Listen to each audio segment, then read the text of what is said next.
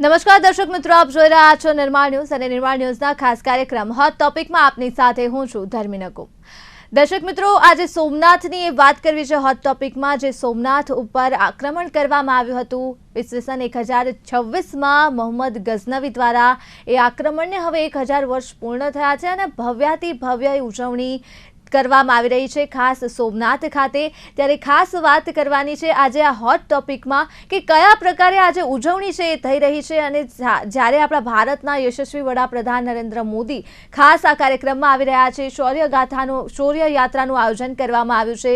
બીજી તરફ ઓમકાર મંત્રનો જાપ કરવામાં આવી રહ્યો છે અને ખાસ તો આજે હુમલો કરવામાં આવ્યો હતો। 17 વખત હુમલો કરવામાં આવ્યો, તેમ છતાં પણ કહેવાય છે કે આ હુમલાથી માત્ર સોમનાથ મંદિરનું જે બાંધકામ છે તૂટ્યું છે, સોમનાથ મંદિરનો આત્મા ક્યારેય પણ નથી તૂટ્યો। ભલે એ લોકો સોમનાથ મંદિરને લૂંટીને જતા રહ્યા, પરંતુ તેમ છતાં પણ સોમનાથમાં જે શ્રદ્ધા હતી એ આજે પણ તેટલી જ અડગ છે અને તેટલી જ 1000 વર્ષ પહેલા જે શ્રદ્ધા હતી તેનાથી પણ બમણી જે શ્રદ્ધા છે એ આજે પણ છે। એટલે આ હુમલાને લઈ અને શું ઇતિહાસ છે, કયા પ્રકારે ગઝનવીએ હુમલો કર્યો હતો અને કયા પ્રકારે આજથી લઈને 1000 વર્ષ પહેલા એ કાળમુખો દિવસ આવ્યો હતો જ્યારે આ હુમલો થયો સોમનાથ મંદિર પર। 17 વાર આ મંદિર લૂંટાયું છે અને આજે જ્યારે આ મંદિર અડીખમ ઊભું છે ત્યારે આપણા માટે એક ગૌરવભરી આ ક્ષણ કહેવાય કે આજે પણ 1000 વર્ષ બાદ આપણા હિન્દુ ધર્મમાં આ મંદિર છે કે જે 1000 વર્ષ બાદ પર લૂંટાયા હોવા છતાં પણ એ ઝૂક્યું નથી મંદિર અને અડીખમ ઊભું છે। એટલે આટલું યશસ્વી અને આટલું મહત્વપૂર્ણ જ્યારે ઇતિહાસ હોય આપણા સોમનાથ મંદિરનો અને જ્યારે ઉજવણી થતી હોય ત્યારે ચર્ચા કરવા માટે આજે હોટ ટોપિકમાં આપણી સાથે જોડાઈ ગયા છે પ્રોફેસર વિશાલ જોશી, જેઓ ઇતિહાસવિદ છે। સૌથી પહેલા તો વિશાલભાઈ, સૌથી પહેલા હાર્દિક સ્વાગત છે આપનું નિર્માણ ન્યૂઝમાં જોડાવા બદલ। વિશાલભાઈ, જો શરૂઆત કરીએ આજે આપણે ચર્ચાની તો સૌથી પહેલા હું ત્યાંથી જ શરૂઆત કરીશ કે જે પ્રકારે આજથી 1000 વર્ષ પહેલા જે હુમલો થયો હતો એ હુમલા વિશે જણાવો અને ખાસ કરીને કયા પ્રકારે હુમલો થયો હતો સોમનાથ ઉપર, કયા પ્રકારે વિધર્મીઓએ નજર નાખી હતી। સોમનાથ જય સરદાર। આજથી બરાબર 1000 વર્ષ પૂર્વે મોહમ્મદ ગઝની દ્વારા ગઝનીથી આવેલા આ એક લૂંટારો કે જે મહદઅંશે ધર્માંતરની પ્રવૃત્તિ સાથે પણ જોડાયેલ હતો, એ ગઝનીથી સોમનાથ આવવા નીકળે છે। 18 ઓક્ટોબર 1025 ના રોજ એ લગભગ 1.5 લાખ જેટલું વિશાળ લશ્કર, આશરે 30,000 જેટલા ઊંટસવારો લઈ અને સોમનાથ ઉપર ચડી આવે છે। આશરે 80 દિવસની સફર કાપી અને સોમનાથ આવે છે। એને માત્ર સોમનાથ લૂંટવું હતું, સોમનાથની ધન સંપત્તિનું એને વર્ણન સાંભળ્યું હતું। પ્રભાસ તીર્થ ક્ષેત્રમાં વિરાજમાન સોમનાથની ભવ્યતાથી એ સુપરિચિત હતો અને એટલા માટે એ સોમનાથનું ધન લૂંટવા માટે આકર્ષણ હતો।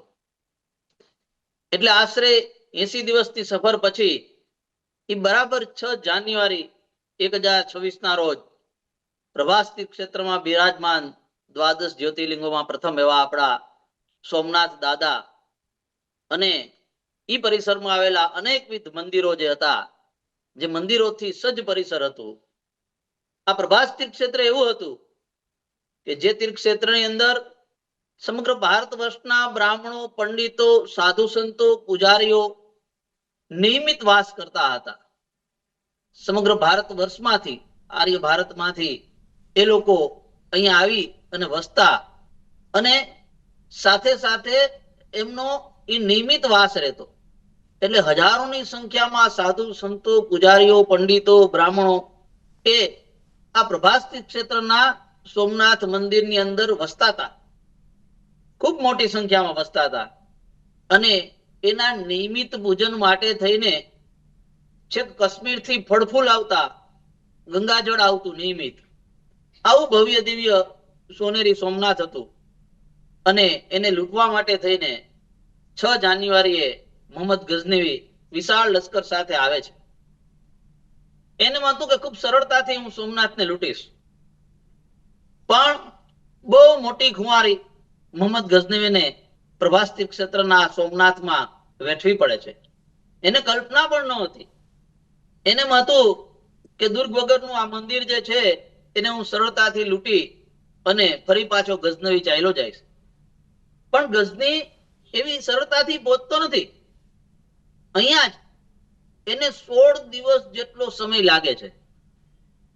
સોમનાથ મંદિરની અંદર પ્રવેશવા માટે થઈને આસપાસના મંદિરોને તોડતા તોડતા સ્થાનિક રાજવીઓ, રાજવંશો, લશ્કર આ બધાનો સામનો કર્યા પછી જ્યારે એ મંદિર પરિસરમાં આવે છે તો ત્યાં પણ સાધુ, સંતો, બ્રાહ્મણો, પંડિતો એ પણ પોતાના જીવની પરવા કર્યા વગર આ મોહમ્મદના લશ્કરની સામે લડી પડે છે. બહુ મોટી ખુવારી બંને પક્ષે થાય છે. પરંતુ એમના પક્ષે થયેલી જે વીરતા હતી એને તત્કાલીન ફારસી અરબી લેખકોએ સારી રીતે વર્ણવી. જ્યારે આપણી ખુવારી જે છે એ તત્કાલીન સમયના આપણા લેખકો, વિદ્વાનો જે છે એ કંડારી નો શક્યા અથવા તો કંડારેલું હશે તો એ આપણા સુધી આ લોકોના કારણે પહોંચી ન શક્યું એમ કહી શકાય. પણ મોહમ્મદ ગઝનવીને બહુ મોટી ગઝનીને ખુવારી વેઠવી પડે છે. જતા જતા ત્યાંથી જયારે જાય છે 24મી જાન્યુઆરીએ અને ત્યાં ગઝની પહોંચે છે 2 એપ્રિલે. એટલે આ પણ લગભગ 78 દિવસનો ગાળો હતો. એ દરમિયાન રસ્તામાં પણ બહુ મોટી ખુવારી મોહમ્મદને વેઠવી પડી અને ત્યાં પહોંચતા પહોંચતા જે વિશાળ લશ્કર સાથે આશરે 1.5 લાખના લશ્કર સાથે સોમનાથ આવ્યો હતો એ ગઝની પહોંચતા પહોંચતા માત્ર 5000નું લશ્કર જ એની પાસે વધે છે. અને સોમનાથ દાદાને લૂંટીને જે ધન એકઠું કરીને જતો હતો એમાંથી અડધું ધન જ એ પોતાની પાસે સુરક્ષિત રાખી શક્યો. અને એમાં પણ મહત્વની વાત એ હતી કે આ દિવ્ય સોમનાથના ધનને પોતાના પ્રદેશમાં પહોંચાડતી વેળાએ ત્યાં પણ આંતરકલહ ફાટી નીકળે છે. એટલે દિવ્ય સોમનાથનું ધન એના કારણે એ લોકો જરા પણ સુખ શાંતિ કે સમૃદ્ધિનો અહેસાસ કરી ન શક્યા. એવું આપણું ભવ્ય સોમનાથ હતું, એવું આપણું ચમત્કારિક દિવ્ય સોમનાથ હતું કે એને લૂંટ્યા પછી પણ એને શાંતિ નથી મળતી. બિલકુલ, એટલે વિશાલભાઈ એ જ સવાલ થાય કે જે પ્રકારે આ જે હુમલો કરવામાં આવ્યો છે ને આપે જે જણાવ્યું કે 1.5 લાખનું જે લશ્કર લઈ અને મોહમ્મદ આવ્યો હતો, માત્ર 5000નું લશ્કર લઈ અને તે પાછો ફર્યો હતો, ત્યારે સવાલ એ થાય કે આટલો મોટો હુમલો કર્યા બાદ પણ તેનો જે અંત છે અત્યંત દુઃખદ આવ્યો હતો. કહેવાય છે કે હંમેશા દુઃખી જ રહ્યો હતો અને બીમાર રહીને અંતે તેનું મૃત્યુ પણ એટલું જ દુઃખદાયક રીતે થયું છે. એટલે આ જે લૂંટ્યું હતું જેને સોમનાથને, એ મોહમ્મદનો અંત કેવો રહ્યો, કયા પ્રકારે તેનું જીવનનો અંત થયો? ખૂબ જ દુઃખદાયક. એને સોમનાથ આક્રમણ વખતે જે ઉત્સાહ હતો એ જ્યારે પરત ફરતો હતો ત્યારે એટલો જ હતાશ, નિરુત્સાહ હતો.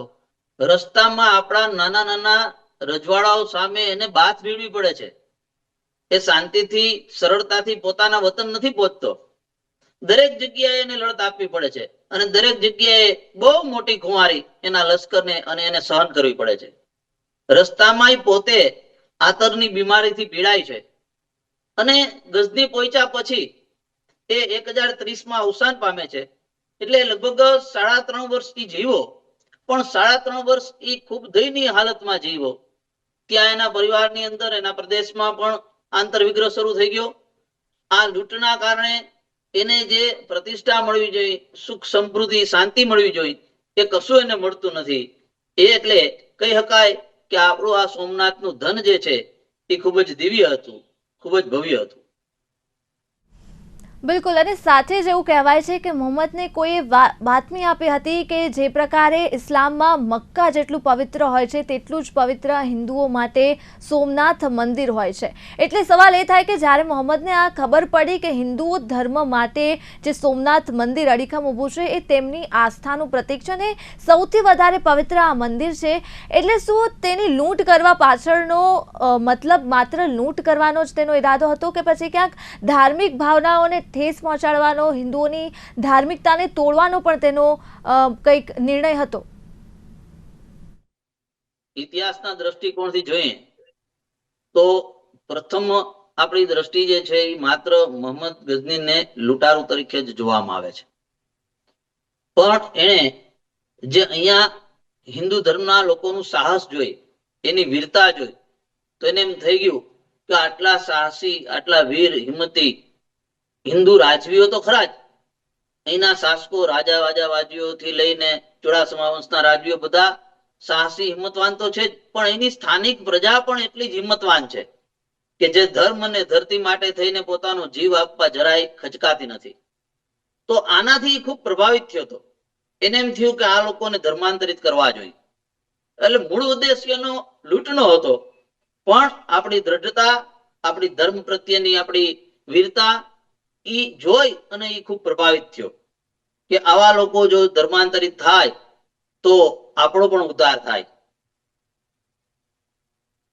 એટલે એને 17 વાર સોમનાથને લૂંટ્યું હતું ઇતિહાસમાં, અને એક સવાલ એ થાય કે પહેલી વાર આવ્યો, તેને લૂંટ મચાવી અને જતો રહ્યો, તો પછી 17 વાર અલગ અલગ વખતે આવી અને તેને સોમનાથ મંદિરને શા માટે લૂંટ્યું? એવું તો એ શું જોયું હતું સોમનાથ મંદિરમાં, શું હતું કે તેને એક વખતમાં એ લૂંટી ન શક્યો, તેને 17 વખત લૂંટ કરવી પડી? ના, એટલે ઇતિહાસમાં આપણે જો જોઈએ ને તો મતમતાંતરો ખૂબ છે. એ પૂર્વેના જે 16 આક્રમણો હતા એ સોમનાથ પરના ન હતા, ભારતના વિવિધ ક્ષેત્રો પરના હતા. આ છેલ્લું આક્રમણ જે છે એ સોમનાથ પરનું હતું. એ પછી ઇતિહાસની અંદર એવું એમ કહેવાય છે કે કુલ 9 આક્રમણો થયા, પણ વાસ્તવમાં જોઈએ તો સોમનાથ ઉપર મોહમ્મદ ગઝનવી પછી કુલ 11 આક્રમણો થાય છે. એમાં 9 આક્રમણો વખતે સોમનાથ તીર્થક્ષેત્ર ને લૂંટવામાં આવે છે, ક્યાંક એને ક્ષતિ પહોંચાડવામાં આવે છે એના બાંધકામને, અને 7 વખત જે છે એ સોમનાથનો પુનરુદ્ધાર કે જીર્ણોદ્ધાર જે છે એ કરવામાં આવ્યો છે. એટલે સવાલ એ જ થાય કે જે પ્રકારે આ જ્યારે હુમલો થયો હતો તો સાથે સાથે જ આપણા ભારતના રાજવીઓએ તેનો સામનો પણ કર્યો હતો. તેઓ જાણતા હતા કે 1.5 લાખનું આ લશ્કર આવી રહ્યું છે, પરંતુ તેમ છતાં પણ તેમને સામનો કર્યો, અને સાથે સાથે જ બીજી તરફ જીર્ણોદ્વાર બનાવવાનું પણ કામ કર્યું છે ઇતિહાસમાં. એટલે કયા પ્રકારે આ આપણા તે સમયે આપણા જે ભારતીય જે શાસકો હતા તેઓની આ હુમલા દરમિયાનની ભૂમિકા કયા પ્રકારે રહી, કયા પ્રકારે તેઓએ સામનો કર્યો હતો? આના માટે આપણે મૂળ આ તીર્થક્ષેત્રના મહાત્મ્ય વિશે જાણવું પડે કે આ ભવ્ય દિવ્ય તીર્થક્ષેત્ર કે જેના ઉપર અનેક આક્રમણો થયા હોવા છતાંય આપણા એ સમયના શાસકો, રાજવીઓ, રાજવંશો, મહાપુરુષો એને એવું પરાક્રમ દાખ્યું કે ફરી સોમનાથ જે છે એ નિર્માણ પામ્યું. એટલા માટે કે આ સોમનાથ જે છે એ યુગો યુગોથી છે. સતયુગમાં પણ હતું, ત્રેતાયુગમાં પણ હતું, દ્વાપર યુગમાં પણ હતું અને કળિયુગમાં પણ છે. પ્રભાસ તીર્થ ક્ષેત્રનું આ સોમનાથ તીર્થોમાં શ્રેષ્ઠ કહેવાનું છે. એ સમયે એટલે કે રામાયણના કિષ્કિંધા કાંડ અને બાલકાંડમાં, મહાભારતના અરણ્ય પર્વની અંદર, ઋગ્વેદની અંદર, સ્કંદ પુરાણના પ્રભાસ ખંડની અંદર આ તીર્થ ક્ષેત્રનું મહાત્મ્ય દર્શાવ્યું છે. આ એવું બધું ભવ્ય દિવ્ય અને પવિત્ર તીર્થક્ષેત્ર હતું કે જગતગુરુ ભગવાન શ્રી કૃષ્ણએ એની દેહક્ષરની ભૂમિ એનો સ્વીકાર એમણે પોતે કર્યો કે એને જયારે ધામમાં જવાનું હતું ત્યારે કયા પ્રદેશમાંથી ધામમાં જવું, તો એને આ પ્રદેશનો સ્વીકાર કર્યો હતો.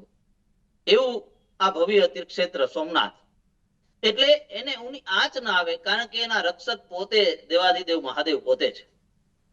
એટલે જ્યારે સોમનાથને પડકાર ફેંક્યો છે બાહ્ય આક્રમણખોરોએ, આતંકવાદીઓએ, ત્યારે એ પુનઃ નવસર્જિત થયું છે. અને નવસર્જિત થવા પાછળ આપણા સ્થાનિક રાજવંશો, મેં એમ કીધું જેમ જુનાગઢના ચુડાસમા વંશના રાજવીઓ, વાજા રાજવીઓ, રાઠોડ વંશના શાસકો, ગુજરાતના સોલંકી વંશના રાજાઓ, આ ઉપરાંત રાજમાતા અહિયાબાઈને પણ આપણે યાદ કરવા પડે કે જ્યારે આક્રમણ થયું ત્યારે આવા રાજવીઓ મહાપુરુષો એણે ફરી પાછું સોમનાથનું એવું જ નવસર્જન કર્યું કે જે પહેલા હતું. રાજમાતા અહલ્યાબાઈને આપણે આજે વંદન કરીને યાદ કરવા પડે એટલા માટે કે 1783 માં ગુજરાતની અંદર પણ સલ્તનતનું શાસન હતું અને જુનાગઢમાં નવાબી શાસન હતું. આવા સમયે રાજમાતા અહલ્યાબાઈ જે છે એ સોમનાથ મંદિરનું નિર્માણ કરે છે અને સ્થાનિક નવાબી શાસન સામે એવા કરાર કરે છે કે સોમનાથ મંદિરને ઊની આંચ ન આવે. આ રાજમાતા અહલ્યાબાઈની કુને હતી એને આપણે આ તકે સાષ્ટાંગ વંદન કરીએ. સ્વાભિમાન પર્વ જ્યારે ગુજરાતના પનોતા પુત્ર અને સોમનાથ ટ્રસ્ટના અધ્યક્ષ માનનીય મોદી સાહેબ જ્યારે ઉજવી રહ્યા છે ત્યારે આપણે સૌએ રાજમાતા અહલ્યાબાઈ અને 150મી જન્મ જયંતિ જ્યારે સમગ્ર ભારત ખૂબ ગૌરવથી ઉજવી રહ્યું છે એવા જ આપણા ગુજરાતના લોખંડી પુરુષ સરદાર સાહેબને પણ યાદ કરી અને એને વંદન કરવા પડે કે આ બંને વ્યક્તિઓ રાજમાતા અહલ્યાબાઈ અને સરદાર સાહેબ એને ફરી પાછા ભવ્ય દિવ્ય સોમનાથ જે છે એનું નિર્માણ કર્યું. ખાસ કરીને આજે હું સરદાર સાહેબ વિશે કહીશ એટલા માટે કે જ્યારે 13મી નવેમ્બર 1947 ના રોજ સરદાર સાહેબ જુનાગઢ થઈ સોમનાથ આવે છે ત્યારે સોમનાથનું આ દરિયાનું જળ લઈ અને એ પ્રતિજ્ઞા કરે છે કે ફરી પાછું ભવ્ય સોમનાથ જે છે એ આ સ્થળે હું નિર્મિત કરીશ. એની સાથે કમા મુનશી, વીએન ગાડગીલ અને જામનગરના રાજવી જામ દિગ્વિજયસિંહ પણ હતા. દુઃખદ વાત એ છે કે સોમનાથ મંદિરના પુનરોદ્ધાર માટેની પ્રતિજ્ઞા લઈને જ્યારે દિલ્હી જાય છે ત્યારે સરકાર તરફથી એને જોઈએ એવો સહકાર મળતો નથી. જમીન માટે સરકારમાં માંગણી કરે છે, જમીન પણ મળતી નથી અને એવું કહેવામાં આવે છે કે જો તમારે સોમનાથ મંદિરનું નિર્માણ કરવું હોય તો સરકાર એમાં તમને કોઈ સહાય નહીં કરે. આમ છતાંય સરદાર સાહેબ હિંમત હારતા નથી. એમણે પ્રતિજ્ઞા લીધી હતી. એમણે સોમનાથ ટ્રસ્ટની રચના કરી અને બધી જ જવાબદારી જામ દિગ્વિજયસિંહને આપી અને જામ દિગ્વિજયસિંહે ખૂબ હિંમતથી લોકફંડ એકઠું કરવાનું કામ શરૂ કર્યું. આ દરમિયાન સરદાર સાહેબ 3 થી 4 વખત અમદાવાદ, જામનગર, રાજકોટ, સોમનાથના પ્રવાસે આવે છે અને દરેક વખતે એમ કહે છે કે સોમનાથ ટ્રસ્ટને લોકો દ્વારા વધુમાં વધુ ફંડ મળે અને એ ફંડમાંથી, લોકફાળામાંથી આપણે ભવ્ય સોમનાથનું નિર્માણ કરવું છે. આ સમયે જુનાગઢના શ્રેષ્ઠી નાનજી કાલિદાસ મહેતા ખૂબ ઉદાર હાથે સોમનાથ ટ્રસ્ટને સરદાર સાહેબની મંજૂરી લઈ અને ખૂબ મોટું દાન આપે છે. સાથે જ મને કહેતા આનંદ એ થાય કે જાન્યુઆરી 1949માં જુનાગઢની અંદર ગુજરાત સાહિત્ય પરિષદનું ખૂબ મોટું અધિવેશન મળ્યું. એમને પણ સરદાર સાહેબ વિનંતી કરે છે અને એના કારણે એ પરિષદની અંદર પણ ઠરાવ થયો કે આપણે લોકોએ સોમનાથ ટ્રસ્ટને ફંડ આપવું જોઈએ કે જેથી કરીને ભવ્ય સોમનાથના નિર્માણની સરદાર સાહેબની અને સમગ્ર હિન્દુ સનાતન ધર્મના લોકોની જે ઈચ્છા છે એ પૂર્ણ થાય. તો આ રીતે સરદાર સાહેબના કારણે, જામ દિગ્વિજયસિંહના કારણે ખૂબ મોટું ફંડ સોમનાથ ટ્રસ્ટને મળવા પામે છે અને વિપરીત પરિસ્થિતિમાં પણ સરદાર સાહેબે ભવ્ય સોમનાથનું નિર્માણ જે છે કર્યું. બિલકુલ વિશાલભાઈ, ખૂબ જ સુંદર વિગતો આપી છે આપે અને ખૂબ સાચી વાત કરી છે કે કયા પ્રકારે જે સોમનાથ મંદિર છે તેને ફરી પાછું બાંધવામાં ભારતીય શાસકોથી લઈ અને કેટલાય ઘડવૈયાઓ જે છે જોડાયા છે ને ત્યારે જઈ અને આજે સોમનાથ મંદિર છે અડીખમ ઊભું છે અને સદનસીબ આપણા કે આપણે આજે આ 1000 વર્ષે તેની જે ઉજવણી છે તેનો ભાગ બની રહ્યા છીએ, સાક્ષાત આપણે તેને જોઈ રહ્યા છીએ. પણ વિશાલભાઈ, સવાલ એક થાય કે જે પ્રકારે મંદિર પર હુમલો કરવામાં આવ્યો હતો અને તેમ છતાં પણ જે શ્રદ્ધા છે એ કહી શકાય કે ક્યારેય નથી તૂટી અને હંમેશા કહેવાય છે કે માત્ર મંદિર લૂંટ્યું છે પરંતુ સોમનાથ ક્યારેય ઝૂક્યું નથી. હુમલો મંદિર પર થયો છે, પરંતુ ક્યારેય મંદિરનું જે આત્મા છે તેને હુમલો ક્યારેય તોડી નથી શક્યો. અને આ સાથે જ આપ ઇતિહાસકાર છો, હું આપની પાસેથી જાણવા માંગીશ કે 1000 વર્ષનો આ ભવ્ય ઇતિહાસ આપણો જે સોમનાથ મંદિરનો છે, આપના મતે જે હિન્દુઓની જે શ્રદ્ધા છે ઇતિહાસથી લઈ અને અત્યારના વર્તમાન સમય સુધી, ખાસ સોમનાથને અનુલક્ષીને જો વાત કરીએ તો કયા પ્રકારે આપ જુઓ છો હિન્દુઓની શ્રદ્ધાને? જી, ઇતિહાસ જે છે એ હંમેશા અધ્યાત્મની પૃષ્ઠભૂમિ પર જ રચાય. ઇતિહાસને પાંચમો વેદ કીધો છે. એટલે ઇતિહાસ જેવી તેવી નબળી જગ્યા ઉપર કે નબળા પ્રદેશ ઉપર ક્યારેય રચાતો નથી. આધ્યાત્મિક દ્રષ્ટિકોણથી જોઈએ તો સૌરાષ્ટ્ર પ્રદેશ ખૂબ જ પવિત્ર પ્રદેશ કીધો છે. રામાયણના કિષ્કિંધા કાંડની અંદર ભગવાન શ્રી રામ પોતે આ પ્રદેશની ભવ્યતાનું વર્ણન કરે છે. એમાં ઉજ્જૈન, રૈવતક એટલે કે ગિરનાર, એની આસપાસનો આ બધો જ વિસ્તાર કે જ્યાં મહાભારત કાળની અંદર હજારો વર્ષથી સાધુ સંતો સાધના કરતા હતા. આ એટલી બધી પવિત્ર જગ્યા, અને આ દિવ્ય ભવ્ય પવિત્ર જગ્યા જે છે એની ઉપર આ વિધર્મીઓએ અનેક આક્રમણો કર્યા. મોહમ્મદ ગઝનવી, અલાઉદ્દીન ખલજી, મોહમ્મદ બેગડો, ઔરંગઝેબ, ત્યાંથી લઈને છેક જુનાગઢના છેલ્લા દિવાનની પણ એવી ઈચ્છા હતી કે સોમનાથ જુનાગઢ જે છે એ પાકિસ્તાન મારીએ. પણ આ લોકોની કોઈની મનસા જે છે એ સિદ્ધ નથી થતી. આટલા બધા આક્રમણો કરવા છતાં પણ જ્યાં સિદ્ધ સાધકોની ભૂમિ હતી, જે દેવોની ભૂમિ છે, જ્યાં હજારો વર્ષથી સાધુ સંતો સાધના કરી રહ્યા છે, એ હિન્દુઓની આ સનાતન પવિત્ર ભૂમિ જે છે એને ઊની આંચ ન આવે. એટલા માટે કે આ ધર્મ અને ધરતીના રક્ષણ માટે સાધુ સંતોએ શાસ્ત્ર અને શસ્ત્રો બંનેનો સુભગ સમન્વય સાધી અને જબરદસ્ત મોટું યોગદાન આપ્યું છે. જો સાધુ સંતોનો ઇતિહાસ જોવામાં આવે તો આપણને ગૌરવ થાય કે આ પ્રદેશના રક્ષણ માટે થઈને એમનું પણ ખૂબ મોટું યોગદાન રહેલું છે. જ્યારે 15 ઓગસ્ટ 1947 ના રોજ ભારત આઝાદ થઈ ગયો હતો, પણ જુનાગઢ જે છે એ ભારત સંઘ સાથે નહોતું જોડાણું. જુનાગઢના દિવાનની મેલી રાજરમત શાહનવાઝ ભુટ્ટો અને જુનાગઢ જે છે એનું પાકિસ્તાન સાથે જોડાણ થાય છે. લગભગ 86 દિવસ સુધી જુનાગઢ પાકિસ્તાન સાથે જોડાયેલું રહ્યું. આ દરમિયાન મોહમ્મદ અલી જીણાને શાહનવાઝ ભુટ્ટો પત્ર લખીને એમ કહે છે કે જુનાગઢ કોઈ પણ કાળે પાકિસ્તાનમાં રહેવું જોઈએ, એટલા માટે કે જુનાગઢમાં સોમનાથ છે. લાખો હિન્દુઓ કાશી પછી સોમનાથને ખૂબ ભવ્ય અને દિવ્ય માને છે, માટે સોમનાથ પાકિસ્તાનમાં રહેવું જોઈએ. આટલી બધી અવળચંડાઈ હતી શાહનવાઝ ભુટ્ટોની, અને એની સામે આપણા સરદાર સાહેબનું પરાક્રમ, એની કુને. એટલે સાધુ સંતોથી માંડી અને સરદાર સાહેબ સુધીના લોકો, આ મહાપુરુષો, એના પૂજાપાઠ, એના શાસ્ત્રોનું જ્ઞાન અને એની શસ્ત્ર વિદ્યા, હિન્દુ સનાતન ધર્મને ખૂબ ગૌરવ અપાયું. હું આપણા બધા જ પૂર્વજોને આજના સ્વાભિમાન પર્વે સાષ્ટાંગ વંદન કરું છું. એ લોકોની વીરતા, એ લોકોની દ્રઢતાએ આ સનાતન હિન્દુ સંસ્કૃતિના કેન્દ્રને ખૂબ ઉજાગર કર્યું છે. હું માનું છું સમગ્ર વિશ્વના ઇતિહાસમાં સોમનાથનો ઇતિહાસ અજોડ છે, અદ્વિતીય છે, અભૂતપૂર્વ છે. એટલા માટે કે આટલા આક્રમણો પછી પણ આજે એ જ સોનેરી, એ જ ભવ્ય, એ જ સમૃદ્ધ સોમનાથ અડીખમ ઊભું છે આપણી વચ્ચે. એ જ સોનેરી સોમનાથ છે.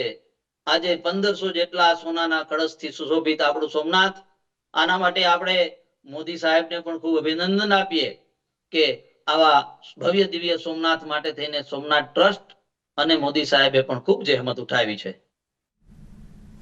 બિલકુલ, ખૂબ ખૂબ આભાર વિશાલભાઈ જોડાવા બદલ, અને ખરેખર ખૂબ જ સુંદર વિગતો આપવા બદલ. અને સોમનાથ મંદિરનું આજે જ્યારે આ હુમલાને 1000 વર્ષ પૂર્ણ થઈ રહ્યા છે અને ખૂબ જ સુંદર વિગતો આપી છે આપે અમારા દર્શક મિત્રોને. ફરી એક વખત પ્રોફેસર વિશાલ જોશી, આપનો ખૂબ ખૂબ આભાર. તો દર્શક મિત્રો, જે પ્રકારે આજના હોટ ટોપિકમાં ચર્ચા કરી છે, ખાસ કરીને સોમનાથ ખાતે જે સ્વાભિમાન પર્વની તૈયારીઓ અત્યારે થઈ રહી છે અને જે સ્વાભિમાન પર્વ શરૂ છે, આગામી દિવસોમાં હજુ પણ આ સ્વાભિમાન પર્વ જે છે યથાવત રહેશે અને ખાસ જ્યારે ગુજરાતમાં ફરી એક વખત વતનમાં જ્યારે વડાપ્રધાન આવતા હોય અને યશસ્વી વડાપ્રધાન નરેન્દ્ર મોદી આ સ્વાભિમાન પર્વનો જ્યારે ભાગ બનવા જઈ રહ્યા છે અને ખાસ તો આપણા સૌનું સદભાગ્ય કે આપણે સૌ કોઈ જે છીએ એ સ્વાભિમાન પર્વને સાક્ષાત્કાર રીતે જોવા જઈ રહ્યા છે, એટલે આટલી અદ્ભુત જે ક્ષણ છે તેને આપણે જોઈશું અને માણીશું. ત્યારે તમે પણ ઘરે બેસો અને જોતા રહો સ્વાભિમાન પર્વ કયા રીતે ભવ્યાતિ ભવ્ય રીતે જે ઉજવણી થઈ રહી છે તે, અને ખાસ કરીને આજે યાદ કરીએ સોમનાથ મંદિરના એ મહત્વને. હાલ મને આપશો રજા. નમસ્કાર.